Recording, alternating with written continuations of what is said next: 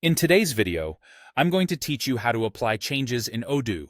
Whether you're tweaking XML, updating views, or diving into the backbone with Python code, it's crucial to know how to correctly apply these changes to ensure everything runs smoothly. First, let's begin by navigating to the settings in your Odoo dashboard. Now, a key thing to remember here is to ensure developer mode is enabled.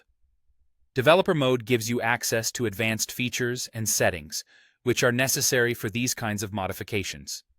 If you're unsure how to enable developer mode, you can usually find this option by scrolling to the bottom of your dashboard and clicking on the Activate the Developer Mode link. Once you're in developer mode, you'll see more menu items appear, which will allow us to proceed with our tasks. Now, within Settings, you'll want to locate the Installed Modules section. This is where all your active modules are listed. It's essential to know where each module is located because this is where you'll manage your upgrades and check your modifications.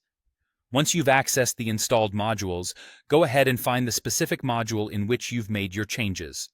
This might require a little navigation through the list if you have a large number of modules. But a quick way to find what you're looking for is by using the search bar provided at the top. Enter the name of your module, and it should pop up almost instantly, saving you time and helping you pinpoint exactly what you're working on. After locating your module, you'll need to click the Save button. This step is crucial because hitting Save is what applies any changes you've executed in XML, CSV files, or view updates within your module.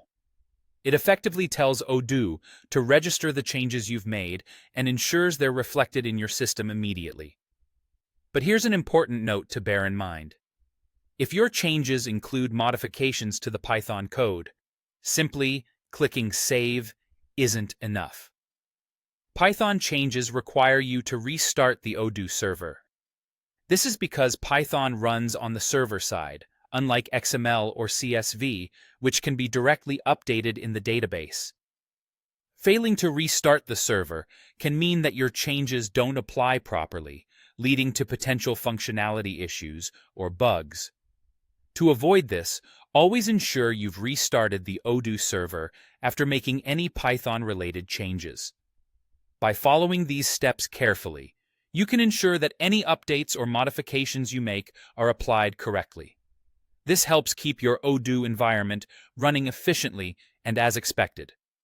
Thanks for watching, and I hope this guide was helpful for you in mastering how to apply changes in Odoo.